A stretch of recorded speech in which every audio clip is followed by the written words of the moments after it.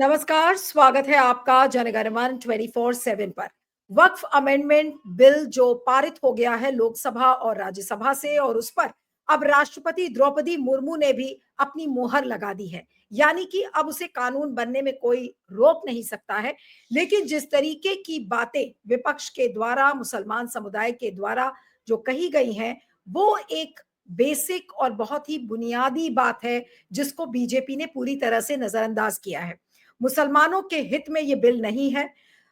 संघीय ढांचे पर प्रहार है, संविधान के विरुद्ध ये बिल है। तो क्या आखिर ऐसे कानून की देश में जरूरत थी? बीजेपी के लोगों ने बहुत बड़ी बड़ी बातें कही कि देखिए हम जो पूरा जो एक सिस्टम है उसको हम ओवरहॉल कर देंगे, हम भ्रष्टाचार को दूर कर देंगे। बहुत सारे ऐसे लोग हैं जो जबरन संपत्ति पर बैठ गए हैं और उन लोगों के साथ हम कड़ी कार्रवाई करेंगे। लेकिन सवाल ये उठता है कि क्या ये वक्फ विधेयक बिल क्या वाकई में आ पाएगा, क्योंकि कांग्रेस और तमाम लोग अब इस बिल को चुनौती देने के लिए तैयार है सुप्रीम कोर्ट में।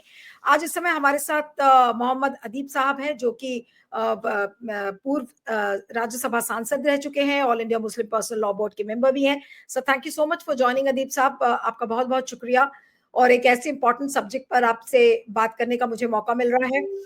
ये जो वक्फ विधेयक विधेयक बिल पारित हुआ है, इस पर आप क्या कहेंगे सर? क्या मुसलमानों की जिंदगी को अब पूरी तरीके से वक्फ बिल खत्म कर देगा? जो बची खुची थोड़ी बहुत सांस थी, वो भी क्या उस सांस को ले बैठेगी अब मोदी सरकार?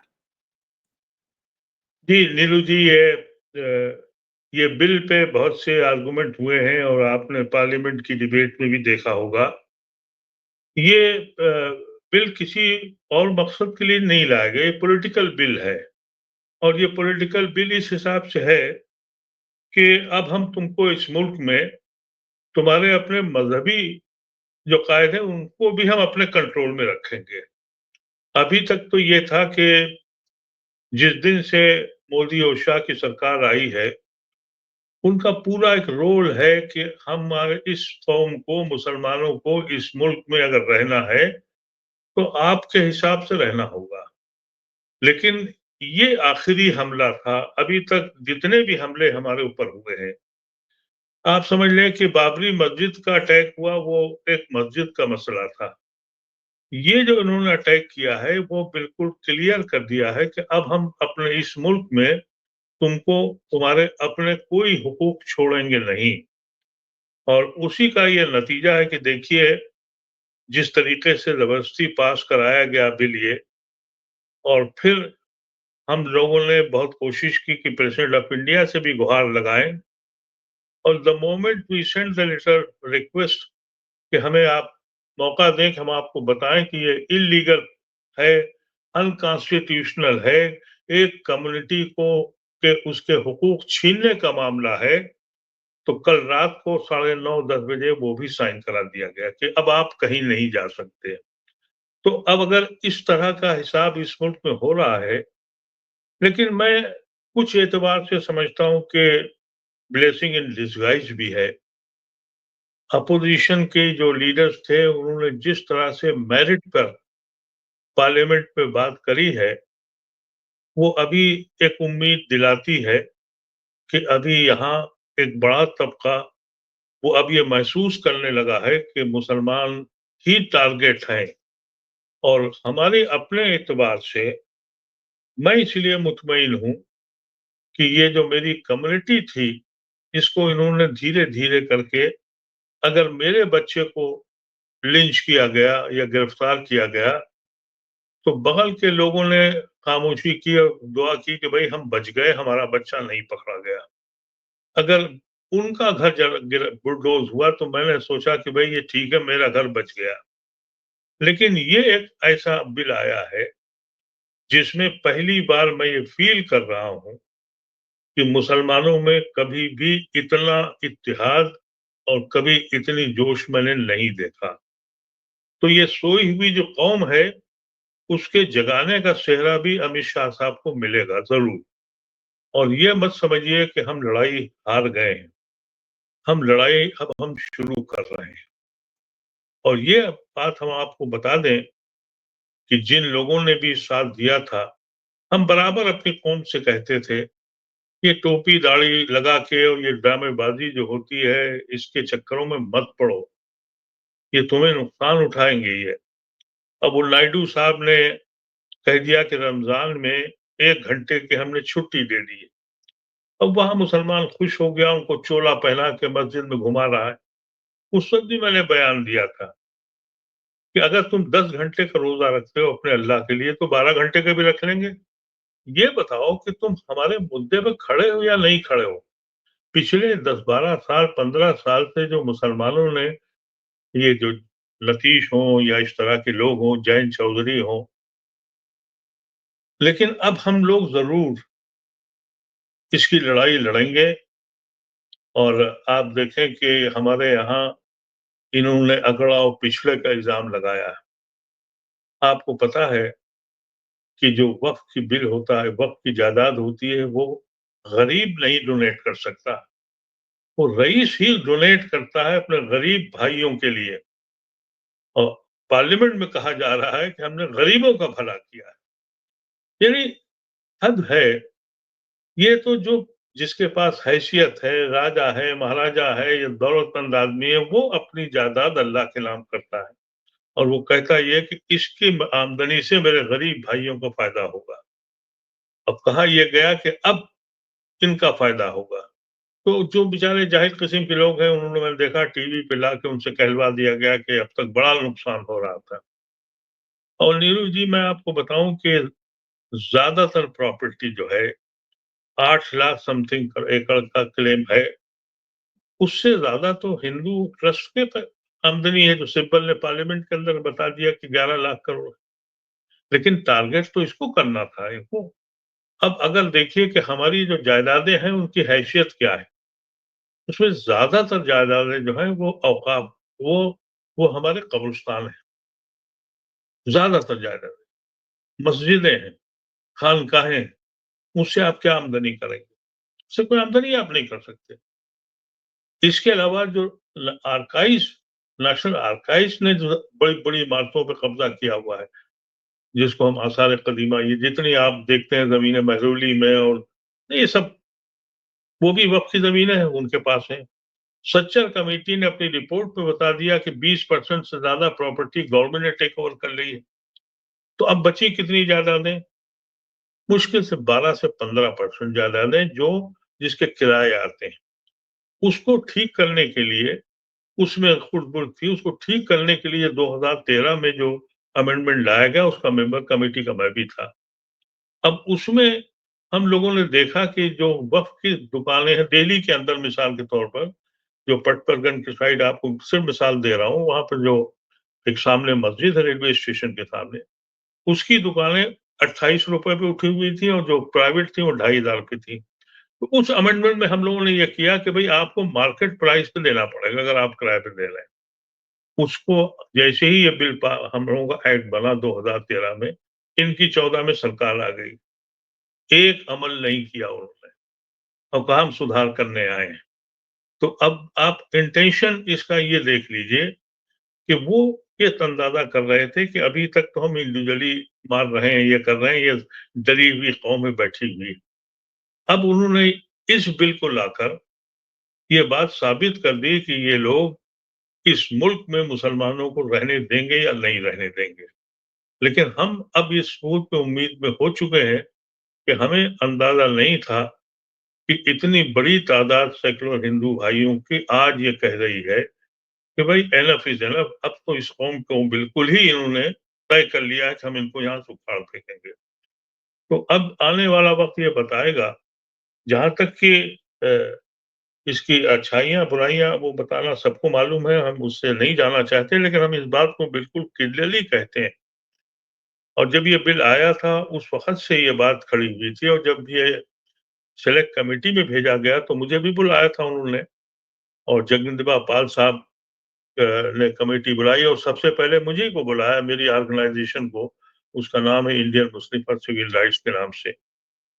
तो मैंने उनको कहा कि ये जो अपने वक्त अमेंडमेंट ला रहे हैं, ये जो एक्ट बना था उसका मैं मेंबर था। इस ऑर्गेनाइजेशन में जो हमारी इंडियन मुस्लिम ऑर्गेनाइजेशन है, IMCR, मैंने कहा रहमान खां मंत्री थे, वो इसकी ऑर्गेनाइजेशन के मेंबर है। वो गवर्नमेंट ऑफिसर जो जॉइंट सेक्रेटरी था, जिसने ड्राफ्ट किया था, वो हमारे ऑर्गेनाइजेशन, तो हम सब लोगों को बुलाया था वो। तो मैंने जगदम्बा पाल साहब से यही बात कही थी कि ऐसा मत करिए। देखिए, कांग्रेस के जमाने में एक मस्जिद, बाबरी मस्जिद को तोड़ा गया और हिंदुस्तान की सियासत बदल गई, हिंदुस्तान की सोच बदल गई। हर हर गांव में, हर हर कस्बों में मस्जिदें हैं। जब आप उनके नीचे जाके कागज मांगना शुरू करेंगे, तो क्या इस मुल्क में आग लगा देंगे? क्या कर रहे हैं आप? लेकिन उनको आग लगाना थी। और देखिए, अभी भी ये बिल साइन तो कल रात को हुआ है, और जैसे ही पार्लियामेंट से पास हुआ, महाराष्ट्र और यूपी में पकड़ धकड़ शुरू हो गई। मेरे पास आज ही कई लोग नोएडा से आए, उन्होंने फ्राइडे को काली पट्टी बांधी थी। उन सबको नोटिस मिल गए और जेलों में कहा कि 2-2 लाख रुपए की जमानत दो, नहीं तो जेल में बंद करेंगे। कल हम लोग उनके खिलाफ मुकदमा दायर करने जा रहे हैं कि किस दफा से आपने बंद किया है। और वो कौन लोग हैं? ये कहते हैं कि हम गरीबों की मदद कर रहे हैं, और वो सब के सब गरीब लोग थे, मजदूर लोग हैं। उनकी बस्तियों में जाके उसी दिन रात को पुलिस गई, नोएडा की बात कर रहा हूं आपसे, गई और उसने बाप और खानदान का, घर का नाम पूछा। दूसरे दिन पुलिस आई कि थाने चलो, 2 लाख रुपए की जमानत दो, नहीं जेल में। उनके पास 10 रुपए नहीं है। किस बुनियाद पर ये मुल्क रहने के काबिल रह गए? इस मुल्क में कोई इंसान सांस ले सकता है? कह रहे हैं हम गरीबों का भला कर रहे हैं। आप अंदाजा कीजिए कि ये मैं आपको नोएडा की बात बता रहा हूं। हम लोग लिस्ट जमा कर रहे हैं, हमारी ऑर्गेनाइजेशन लिस्ट जमा कर रही है। हम 2 दिन के अंदर अंदर मुकदमे दायर करेंगे और आगे योगी आदित्यनाथ से मालूम करेंगे कि तुमने ऐसा किया क्यों। देखिए, योगी आदित्यनाथ हो या अब उनकी नकल में तो पूरे हिंदुस्तान का हर चीफ मिनिस्टर जो है वो योगी आदित्यनाथ बनने जा रहा है। और योगी आदित्यनाथ ये साबित करना चाहते हैं कि हम, अब उन्होंने कुल 900 या कुछ जायदादों के बारे में एक्सेप्ट किया है। उन्होंने जो अपनी रिपोर्ट बनाई है, लाखों की जायदाद में। लेकिन हैरत यह है कि हमारे पास प्रेसिडेंट साहिबा भी ऐसी आई हैं कि उन्होंने ये तक मौका नहीं दिया और साइन कर दिए। लेकिन अभी हमें उम्मीद है, हम कोर्ट तो जाएंगे ही, लेकिन अगर ये गलतफहमी किसी को है कि अब मुसलमान खामोश बैठेगा, तो मैं समझता हूं अब अगर बैठता है खामोश, तो वो उसको गुलामी एक्सेप्ट कर लेनी चाहिए। हम जमहूरी मुल्क में रहते हैं, तो जमहूरियत आप के ये कह एतबार रहे हैं अदीब साहब, से। अब आप ये कह रहे हैं कि जो मुसलमान है, जो सोया हुआ था, जो अभी तक हिम्मत नहीं करके बोल पा रहा था, वो मुसलमान तबका भी अब जग चुका है और अब क्या एक बड़ा आंदोलन देश में होगा। हम लोग उस वक्त तक खामोश नहीं बैठेंगे जब तक कि हमको हमारे, देखिए, हम सब कुछ करने को तैयार हैं, हम सबसे पहले आगे जाने को तैयार हैं। लेकिन अगर आप हमारे दीन को खतरे में डालते हैं, हम तैयार नहीं हैं। आप सोचिए, पूरी दुनिया में यहां से मुसलमान गया। मुझे याद है, बहुत पहले की बात है, हमारे साथी कुछ कनाडा चले गए 30-40 साल पहले, और मैंने देखा 4-5 साल के बाद वो हम इंडिया की बात कर रहे हैं, वो कनाडा की भलाई की बात कर रहे हैं। अबे मैं कहा, यार तुम अभी गिनती के चंद दिन पहले आए हो, तुम कनेडियन हो गए। तो जुमला आप सुन लीजिए जो उन्होंने मुझसे कहा था।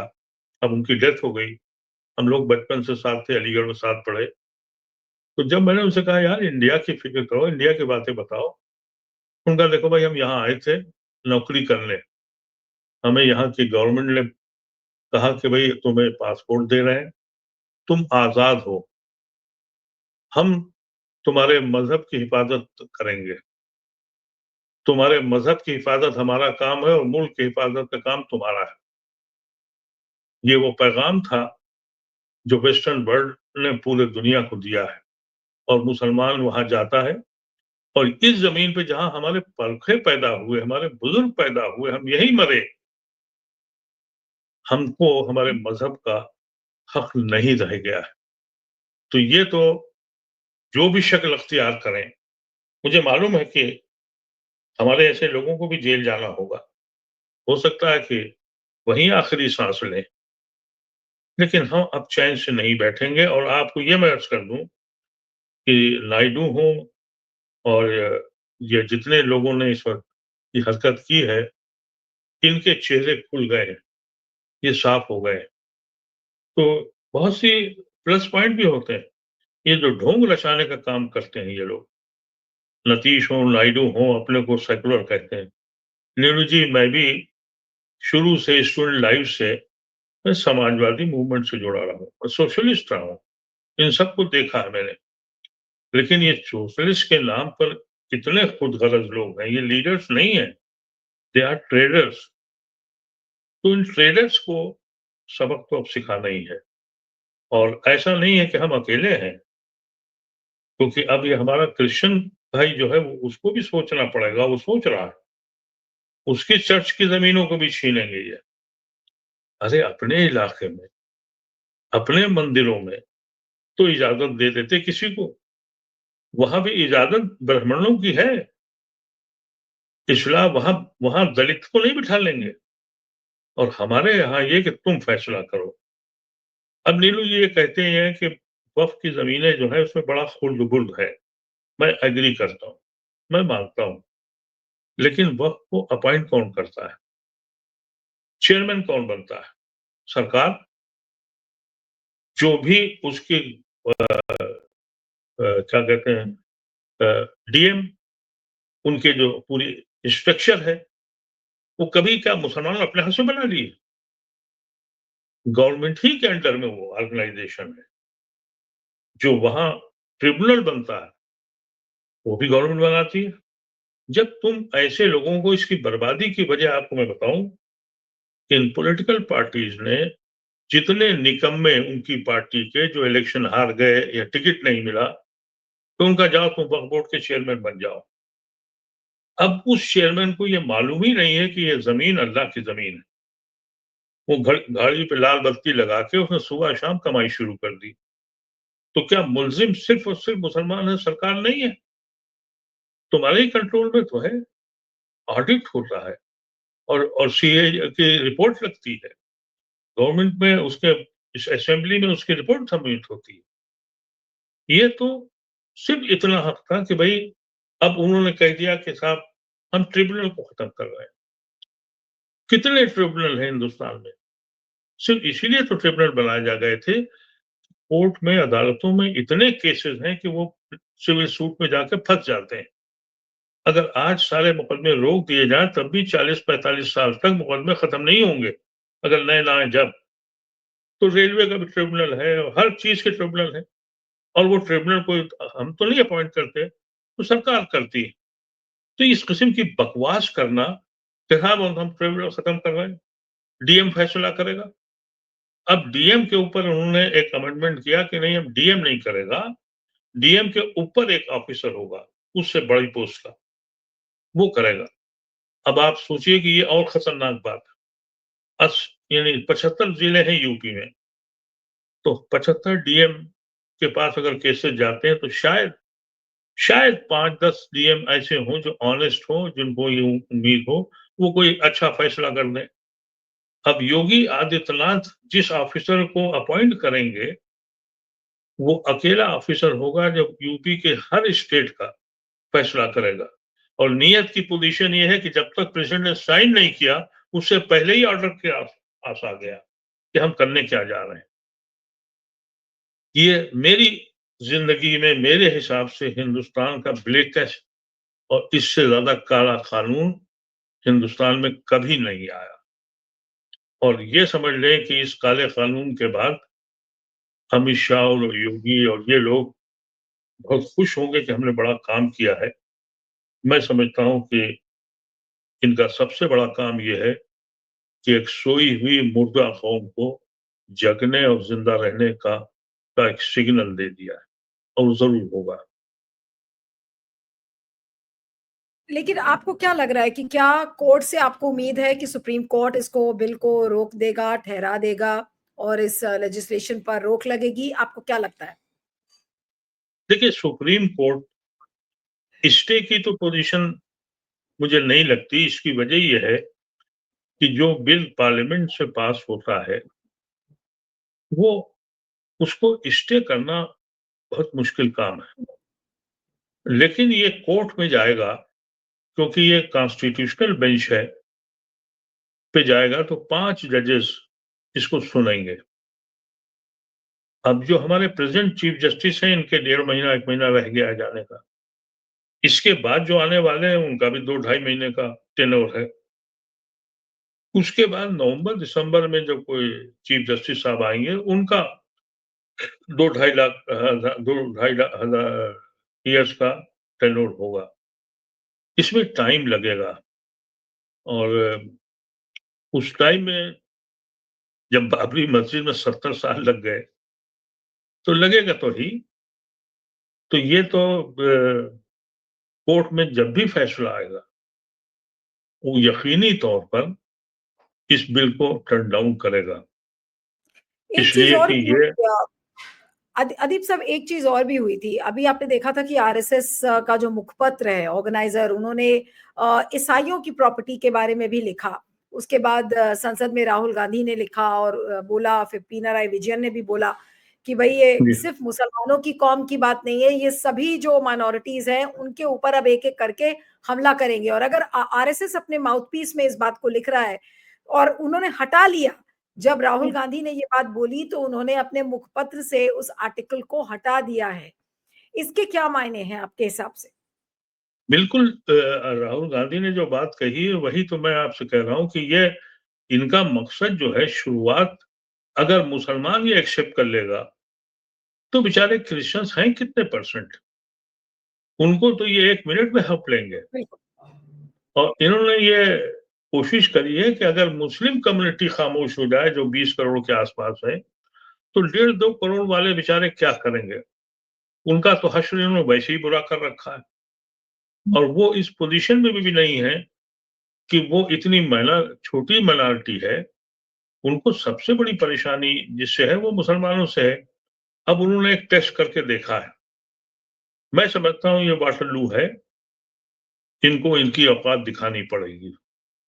और मैं जिस तरह से रिस्पांस देख रहा हूँ, जिस तरह से लोग मुझे फोन करते हैं, आप यकीन करें कि सुबह शाम चैन नहीं पड़ रहा है। लोग आ रहे हैं और जा रहे हैं, और हर हर इलाके में। अभी मिसाल के तौर पर ये जो जयंत चौधरी की कॉन्स्टिट्यूंसी है वो मुसलमान और जाट के ऊपर है, और ये मुसलमानों ने इनको वोट दिया चौधरी चरण सिंह के नाम पर। और ये खुद मेरे बड़े करीब रहे हैं, मेरे बेटे के दोस्तों में रहे हैं। मैंने कभी सोचा नहीं था, लेकिन इतनी लालच। और ज्वाइन कर लिया तो वहां के बहुत से लोगों ने रिजाइन किया, तो एक का फोन आया। मैंने कहा भाई कि अभी जो 2-4 बड़े नाम हैं वो अभी रिजाइन नहीं किए हैं, उनका घरों में बंद है। और ये जो आप जिनको लीडर कहते हैं, ये जूती उठाने वाले लोग हैं। अवाम जो है, जो वोटर है, वो इनको शंका हक दिखाएगा। अब बिहार में पोजीशन ये है कि अब वो जो उनके एमएलसी या जो 2-4 हैं, बेचारे उनकी ना कोई हैसियत है ना कुछ है, अपॉइंट हो गए। लेकिन जो वोटर है वो इनको आने नहीं देगा, और ना आने देना चाहिए। और ये एक बहुत अहम मसला ये है कि अब हम लोग जिस मिसाल के तौर पर प्रोग्राम बना चुके हैं कि पूरे हिंदुस्तान में, और ये तक हमने अब तय किया कि हम लखनऊ में भी करेंगे। योगी आदित्यनाथ के मसल्स हम अब देखना चाहते हैं। तुम गरीबों को मार के देखते हो, हम लखनऊ आ रहे हैं और लखनऊ जाएंगे और देखें क्या करते हैं। हमारी कौम ने हमको जो बताया है, नीलू भी जी। खबरें आ रही थी कि जिन लोगों ने वक्फ अमेंडमेंट बिल को लेकर विरोध किया, तो योगी ने उनको नोटिसेस चिपका दिए हैं। और आज सुबह ही मैं इस तरीके की खबर पढ़ रही थी, तो आप कह रहे हैं कि आप लखनऊ आ रहे हैं, आपने योगी को एक तरीके से चुनौती दिया है, तो आपको डर नहीं लग रहा कि क्या करेंगे वो मुसलमान हम समुदाय के साथ? नहीं, बात सिर्फ ये है कि एक ज़माना वो था जब मुसलमान अपनी मौत ढूँढता था कि हमें मौत दो, हम जन्नत जाएँ।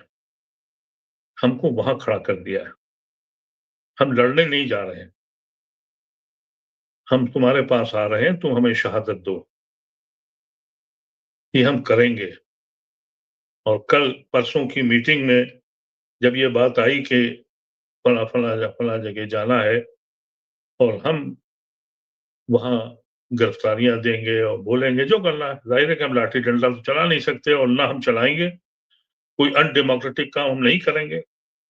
लेकिन उस मुल्क में जिसमें कि चीफ जस्टिस का कल मैंने बयान पढ़ा, वो एक जस्टिस ओका का अखबार में, कि अगर आप एहतिजाज नहीं करते, अगर आप अपनी नेगेटिव वो बात नहीं करते हैं गवर्नमेंट या किसी उसूल के खिलाफ, तो जमहूरियत नहीं है।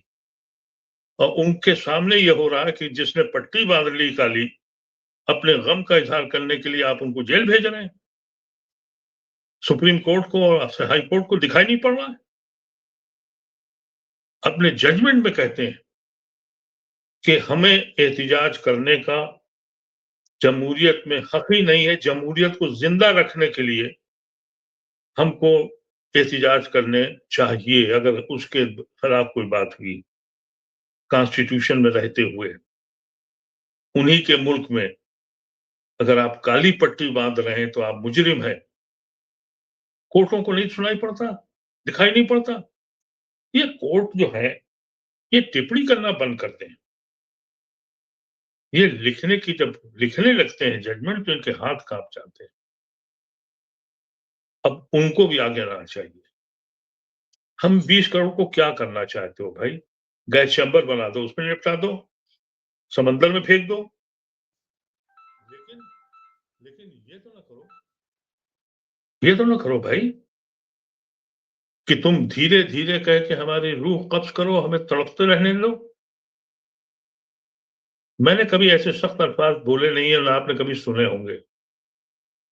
लेकिन मैं अब ये फैसला कर चुका हूं कि मैं खुद सब जगह जाऊंगा और जा रहा हूं। और मैं बहुत छोटा सा आदमी हूं, लेकिन मैंने देखा कि वो लोग हमारी कम्युनिटी के जो कभी जज रहे हैं, जो कभी जनरल रहे हैं, जो कभी सीनियर ब्यूरोक्रेट रहे हैं, उनकी फीलिंग भी यही हो गई। इसलिए मैं कहता हूं ये ब्लेसिंग इन डिस्गाइज है। तो आर पार का मामला है। और जितनी भी माइनॉरिटीज हैं, हमारे सिख भाई हैं, क्रिश्चियन भाई हैं, जो दलित हैं और जितने और लोग हैं, उन सबको हमें जोड़ना होगा और जोड़ रहे हैं। और मैं समझता हूं क्योंकि ये जो हुकूमत चल रही है, आप यकीन करें कई एमपी ने मुझसे ऐसे कहा जो यानी सहयोगी पार्टी के, जिन्होंने बिल के फेवर में वोट दिया है। हम कहा हम बहुत दुखी हैं, बहुत गलत हुआ है। लेकिन बेशरम क्यों हो, बोल क्यों नहीं पाते हो? अगर तुम हक बात के लिए बोलने के लिए तुम में हिम्मत नहीं है, तो तुमसे ज्यादा निकम्मा कोई इंसान ही नहीं है। अगर तुम्हें सच में लगता अच्छी बात है, अच्छा बिल हुआ है, तो अब भी कहो। जब सामने मिल के कह रहे हैं कि हमें अच्छा नहीं लगा। लेकिन इस मुल्क के लिए दुआ करनी चाहिए। ये जो इस वक्त की हुकूमत ने फैसला किया है, धीरे धीरे टेस्ट करते रहे। नीरू जी जो 2002 में गुजरात में एक तजुर्बा शुरू किया गया था, अब वो कंप्लीट सर्कल होके यहाँ पे पहुंच गया है। अब वो पूरा सर्कल पूरा हो गया है। अब काम हम लोगों का है। फैसले कौन लोग कर रहे हैं? वो जो या तो तड़ी पार रहे हैं, या वो लोग जिनके ऊपर 11-11 क्रिमिनल मुकदमे थे, उन्हें अपने हाथ से हटा लिए, वो इस मुल्क को चला रहे हैं। आप इससे ज्यादा बदनसीबी क्या होगी? अब आप देखिए कि हमको सबक डिसिप्लिन का योगी आदित्यनाथ दे रहे हैं। जिनके ऊपर 11 क्रिमिनल केस, मर्डर का केस एक सिपाही का, वो हमसे कह रहा है डिसिप्लिन दे रहा है। वो लोग जिन्होंने पूरी जिंदगी हमें गालियां दी, हमसे नफरतें की, पार्लियामेंट पे अपने कलेजा खोल दिया कि हम मुसलमानों के लिए कर रहे हैं। यानी हद हो गई। ये लोग हम मुसलमानों का भला करने के लिए खड़े हुए हैं, तो ये कैसे माना जाएगा? मुझे एक बात की बड़ी खुशी हुई कि इस बिल से अलायंस जो टूटता हुआ दिख रहा था, वो भी जुड़ गया है। ये एक पॉजिटिव साइन है।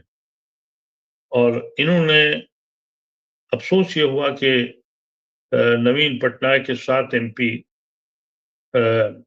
राज्यसभा में थे, हम लोग सबसे कांटेक्ट किए हुए थे, और उन्होंने इस बिल की मुखालफत का वादा भी किया था, बोले भी थे। 8 बजे रात को उन्होंने व्हिप वापस ले ली, तो उसी वक्त हमने टीवी बंद कर दिया। हम समझ गए यहां भी सौदा हो गया। मेरे असेसमेंट से 7 में से 5 वोट या तो थैली लेके या डर के पलट गए। कई एमपी भी हमारे साथ थे जो निकल गए बाहर।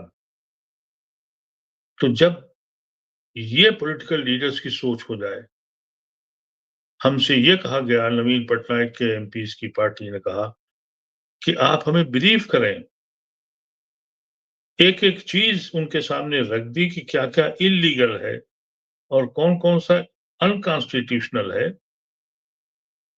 राज्यसभा की प्रोसीडिंग्स बढ़ती चली गई। इनको ये डर था कहीं ऐसा ना हो, क्योंकि हमारे हिसाब से 4 या 5 वोटों का मामला बन रहा था। लोकसभा में इनको 8 या 9 सीटें वोट कम मिले थे। अमित शाह एंड कंपनी ने सोचा कहीं ऐसा ना हो गड़बड़ हो जाए। जब सौदा हो गया और वे वापिस हो गई, उसके बाद बिल पेश किया गया। कुछ भी कर सकते हैं, कुछ भी कर सकते हैं। और यही अमेंडमेंट का बिल जो इन्होंने पास किया है, 2013 में जब हम थे उस कमेटी में, यूनानिमस पास हुआ था। बीजेपी के 2 नुमाइंदे थे, एक ये अब्बास नकवी थे और एक दूसरे एमपी थे। वो यूनानिमस पास किया था। अकाली दल के उसमें थे, यूनानिमस पास हुआ था। इस बिल को कैसे पास किया? अपोजिशन के एक सजेशन को एक्सेप्ट नहीं किया गया, तो कहा बिल आ गया। तो जेपीसी भी एक दिखाने का काम था। इसको आप कहते हैं कि हम कानून ला रहे हैं। ये बिल्कुल। तो डिक्टेटरशिप है। और आप मान लें, अभी तक, इससे पहले 95 का जो बिल था, वो भी यूनानिमस पास हुआ था, और उसको भी ऑल अपोजिशन पार्टीज ने किया था।